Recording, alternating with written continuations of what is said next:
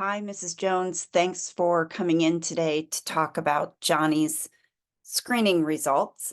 As you know, we screen all of our first grade students at the beginning, middle, and end of the year. We don't want to wait to find out who might be a struggling reader at the end of first grade. We want to screen everybody at the beginning of the year on some key skills that indicate if a student might have trouble reading in the future so that we don't get to that point. We can do something about it now to prevent any future problems. So I sat down with Johnny and did some of the screening indicators that we use with all students at the beginning of first grade. We used something called phoneme segmentation fluency, or PSF, to get an indication of Johnny's ability to hear the sounds in words that we speak. So on this 1 minute activity, I would say a word like cat, and I asked him to say the sounds in the word k, at. I also screened him on something called nonsense word fluency, or NWF. This is an indicator of students being able to match those sounds in words to letters. And it has 2 scores. We're looking to see that they can match sounds and letters, and also that they can blend those letter sounds to be able to read words. And this test uses non-words, words that aren't real, uh, words like diff or lut or sim, so that we take out the possibility that the student can read the word because they've seen it before. That might happen if we used real words. So we use words that are consonant, vowel, consonant patterns or vowel consonant patterns so that we can test when the student comes to a string of letters, are they so automatic with their letter sounds and their ability to blend letter sounds that they can read that string even if it's not a real word? This will be really helpful in the future when they start reading big words. I also did a 1 minute activity called letter naming fluency. This one has a page of uppercase and lowercase letters that I put in front of Johnny, and we're interested in how many he can name in a minute. So all of these activities are timed, they're 1 minute maximum. We're looking for not just can the student perform the skill accurately, but can they do it automatically without thinking about it? Because these skills are important as foundations for reading comprehension in the future. So here's how Johnny did on the 3 tests that I did with him at the beginning of first grade.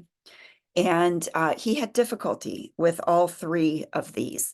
So this is why we wanted to talk to you. It's nothing to be alarmed about right now.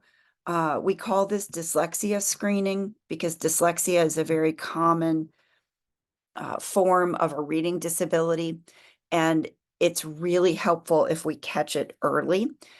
We can actually prevent reading disabilities and reading difficulties like dyslexia. We can minimize the impact if students have dyslexia by catching it early and providing intervention early. So that's the goal here. Johnny had difficulty naming letters. He named just 8 of them within the minute. So that's something that we're going to be working on. He also had difficulty saying the sounds in the words that I spoke. So that was the phoneme segmentation fluency assessment. We want students to score at least 40 on this one.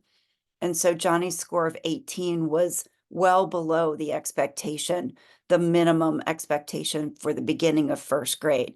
So this is a concern. This is something that we want to be working on with Johnny, and we want to get on that as soon as possible. He also had difficulty with nonsense word fluency, NWF. I mentioned there's 2 scores to that one. On the correct letter sounds score, we want students to be at least 27, and he had 12. So looking at something like DIF and being able to say the sounds diff or if, he couldn't really match very many letter sounds. And the second part of nonsense word fluency is whole words read.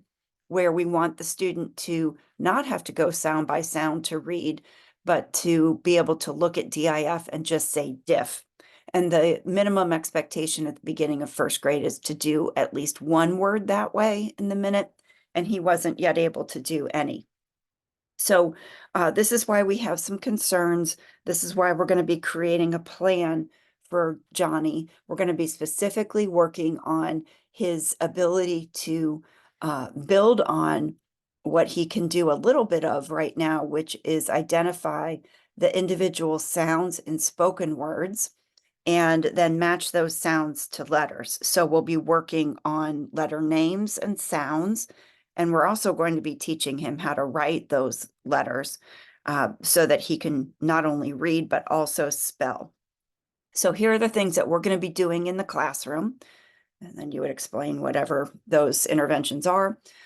We are going to be monitoring his progress with this phoneme segmentation fluency. We'll be tracking to make sure that he gets caught up to that minimum of 40. And we're going to set a goal for that by about the 1st of November. And you can expect to hear from me in about 6 weeks. I'm going to let you know how he's tracking towards that goal of 40. And once he reaches that, then we're going to be monitoring his progress on nonsense word fluency towards the goals that we have for the middle of the school year. So if you are interested in doing some things with him at home, here are some ideas about the ways you can support him.